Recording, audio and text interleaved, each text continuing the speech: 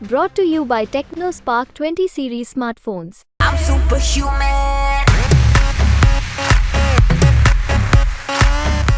ये शेख चिल्ली के सपने कांग्रेस देख रही है और देखते रहे उस सपनों में कोई कुछ नहीं होता।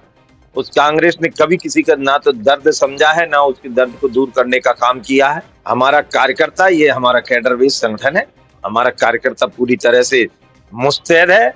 हर गांव, हर घर, हर बूथ में हमारा कार्यकर्ता पहुंच चुका है पूरे उत्साह के साथ। में भी इंफ्रास्ट्रक्चर कांग्रेस के जमाने में बिल्कुल शून्य हो गया था, बिजली बदतर थी, पानी कहीं था नहीं, किसान खेती से दूर भाग रहा था, फिर से खेती को लौट रहा है। स्टेशन आधुनिक हो रहे हैं, रेलों की गति बढ़ रही, रेलों में सुधार हो रहा है। और चिंता न करें, अब तो गांव का गरीब भी बुलेट ट्रेन में बिठाएंगे। ये मोदी जी का जमाना है। नमस्कार, एमपी तक में आपका स्वागत है। मैं हूं अनुज ममार और हम होशंगाबाद संसदीय क्षेत्र के नरसिंहपुर में हैं, जहां हमारे बीच में बीजेपी के प्रत्याशी दर्शन सिंह जी चौधरी हैं। उनसे जानते हैं कि जनता के बीच में किन मुद्दों को लेकर आप जा रहे हैं। देखिए, सबसे पहले तो मैं धन्यवाद देता हूं यहाँ की जनता को, जिन्होंने भरपूर आशीर्वाद पहले भी दिया है और आगे भी देगी। माननीय मोदी जी और हमारा जो संकल्प पत्र है, उस संकल्प पत्र को लेकर हम जनता के बीच जा रहे हैं। और स्वागत, क्योंकि विश्वास है, मोदी जी देश का विश्वास है, हर वर्ग का विश्वास है, प्रत्येक देशवासी का विश्वास है, और उसी आधार पर हम चुनाव के मैदान में। ये कांग्रेस के आरोप है कि लाडली बहना का पैसा नहीं बढ़ा है, और दूसरी बात वो दावे कर रहे हैं कि हम 1 लाख रुपए साल देंगे। ये शेख चिल्ली के सपने कांग्रेस देख रही है और देखते रहे उस सपनों में कोई कुछ नहीं होता। उस कांग्रेस ने कभी किसी का ना तो दर्द समझा है ना उसके दर्द को दूर करने का काम किया है। उसने तो पीड़ा और देश को गर्त में डालने का काम किया है। कांग्रेस ने कभी माताओं बहनों का न दर्द समझा, न उनके लिए इस प्रकार के वैधानिक नियम बनाए। हमारी सरकार ने पहले भी, अभी तो लाडली बहन और उसकी राशि 1000 से बढ़ा के 1250 और लगातार उसमें आगे भी वृद्धि की जाएगी। और वो झूठे ख्वाब जो देख रहे हैं, जब उनके जमाने थे तो क्यों नहीं उन्होंने गरीबी हटाओ का नारा दिया था, लेकिन गरीबी बढ़ी थी। हमारे यहाँ तो करोड़ों लोगों को गरीबी रेखा से बाहर लाने का काम किया है। तो यशस्वी प्रधानमंत्री माननीय नरेंद्र मोदी जी के नेतृत्व में इस देश में हुआ है, और आगामी समय में हमारा देश फिर से विकसित और विश्व गुरु बनेगा। कैंपिंग चल रही है, 26 में मतदान है, लगभग आ ही गया है चुनाव। क्या स्थिति है, कैसा? हमारा कार्यकर्ता, ये हमारा कैडर बेस्ड संगठन है, हमारा कार्यकर्ता पूरी तरह से मुस्तैद है।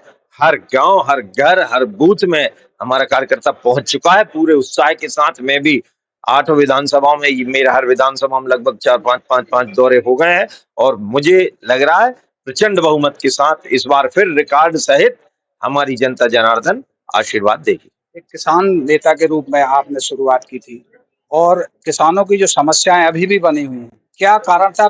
कांग्रेस आरोप लगा रही है कि किसानों को छोड़कर आप भी कांग्रेस उसमें पार्टी में आ गए। ये किसानों की भलाई करने वाली यदि कोई सरकार देश में हुई है तो वो केवल हमारी पार्टी भारतीय जनता पार्टी है। उसका सीधा सीधा तारतम्य देखो कि कांग्रेस के जमाने में किसान खेती से दूर हुआ था, इस जमाने में वापस खेती की ओर लौट रहा है।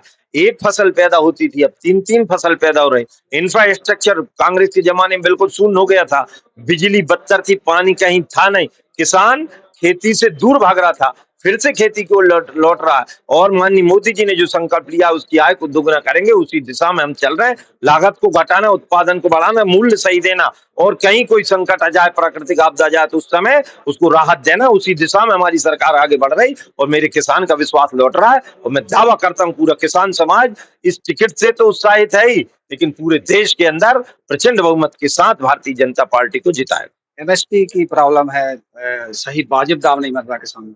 ये कांग्रेसी लोगों को कुछ अता पता रहता नहीं। हमने तो उसमें बढ़ाने को और अभी 125 रुपया और बढ़ाने का काम पर किया है।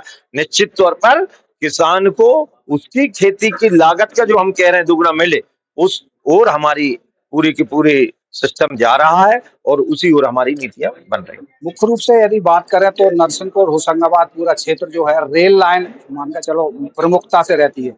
कहीं ना कहीं गरीबों के लिए शटल जैसी ट्रेन है, और भी जो पैसेंजर है वो बंद कर दिए, स्टेशन बंद हो गए हैं। स्टेशन बढ़ रहे हैं, स्टेशन आधुनिक हो रहे हैं, रेलों की गति बढ़ रही, रेलों में सुधार हो रहा है। और चिंता न करें, अब तो गांव का गरीब भी बुलेट ट्रेन में बिठाएंगे, ये मोदी जी का जमाना है।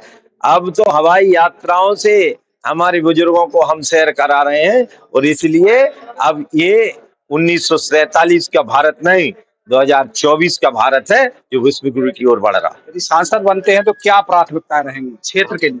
हमारे क्षेत्र में हम इंफ्रास्ट्रक्चर को मजबूत करते हुए, और मेरी जो कल्पना, क्योंकि व्यक्तिगत सबकी चाह रहती है, इस क्षेत्र को हम देश के अव्वल दर्जे का क्षेत्र बनाएंगे। इस आशा से पूर्व में भी इसमें अच्छे काम हुए, उनको और आगे बढ़ाने का काम हम करेंगे। शादी नहीं की है, क्या कारण है कि किसान नेता के बाद में बीजेपी में आना पड़ा? आज भी क्योंकि मैंने तो प्रारंभ से ये संकल्प लिया है कि जो कुछ करूंगा राष्ट्र के लिए, जो कुछ हूँ राष्ट्र का है, और उसी भाव के साथ मैं इस काम में लगा हूँ, जुटाऊंगा और जुटा रहूंगा।